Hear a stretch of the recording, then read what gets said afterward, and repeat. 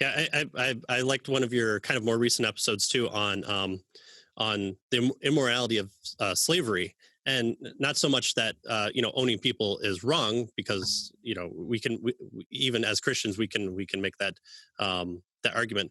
But you talked about how putting slaves in this kind of forced perspective doesn't allow them to kind of reap benefits from their own free will produced labor.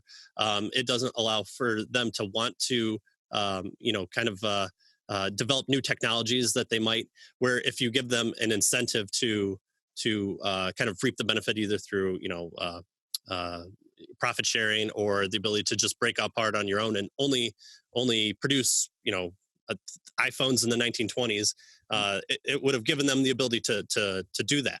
And I thought that was just a really great take on yes, we can talk about the immorality of slavery, and it's interesting to see how Paul doesn't really address that when he's talking to Philemon. He talks about love your brother as a fellow Christian, and then if you do that, you kind of get also added benefits, and one of those I think Paul kind of sees where that's going to go, where if Christianity does take hold, which I think he believes he's going to, then the entire Roman world falls apart.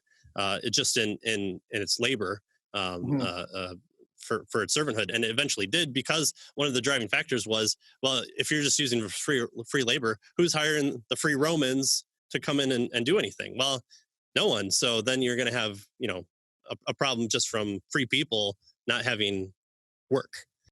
Yeah, and what's fun, I mean, appreciate that. And what's funny there too is just to help your listeners who aren't familiar with that line of argument. There's a whole group of historians and social scientists more generally who are arguing that U.S. capitalism benefited greatly, from the existence of slavery. Right. And so the reason they're doing that, they would say, well, we're documenting historical things and we're spreading the truth with our scholarship. But I'm saying, to what end, what political goal is that serving? Is they want there to be a stain on capital. They don't like capitalism. And so they can't deny that, oh yeah, the U.S. produces more stuff than the Soviet Union did, or that communist Cuba did, or North Korea.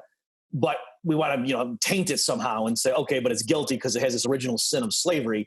And so partly what I was pointing out in my work is, okay, but look at what you're doing. You're actually teaching people, if you just set aside the immorality of it, the way to prosperity is to enslave a fraction of your population. And are you sure you want to be teaching people that? Like, Right. let's make sure that that's actually true. Hmm. And so it's kind of funny when I'm going around saying, no, actually, the U.S. was poorer in 1850 because of the existence of slavery. Had they freed slaves, in the year 1800, the U.S. would have been even richer in the year, 1910 than it was otherwise. And so it's not true that U.S. prosperity nowadays can ultimately be tied to the benefits of slavery, putting aside the horrendous immorality of it. No, we're poorer now than we otherwise would have been, right? Right. And yet that shocks a lot of people, and they get real defensive when it's like, no, especially for those whose careers are, for academics who spend more time denouncing slavery than I do. It's funny that actually their dog in the fight is to say slavery is a very productive system. Right. That's kind of perverse when you think about it. Yeah. So we should all go back to that in case we can become too populist or something. And I think I think it's interesting. Maybe it's a correlation causation thing, Mhm. where you have the Industrial Revolution occurring pretty much right after Reconstruction. Finally, for anyone can make a for better or for worse argument there, but once kind of the idea that Lincoln had of what it wanted to do to the South, you have this big boom, and it's kind of a worldwide thing, because you've gotten away from war, especially in America. You've got the ability to compete still within states' rights at the time, before Wilson and Roosevelt come about.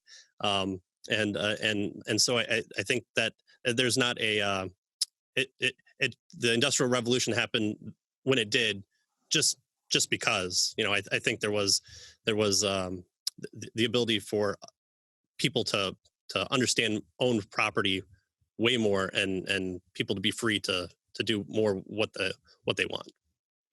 Right. And I'm not enough of a historian. You're right. I mean, clearly those two things go hand in hand. And yeah, the question is just which caused which. The other possibility is that it was the ideas of classical liberalism and so forth, the idea of yeah, like limited government and so forth, and people should be able to choose their occupation. That once that started, then you had experiments in that spelled the doom of slavery. As more and more people became free laborers and so on.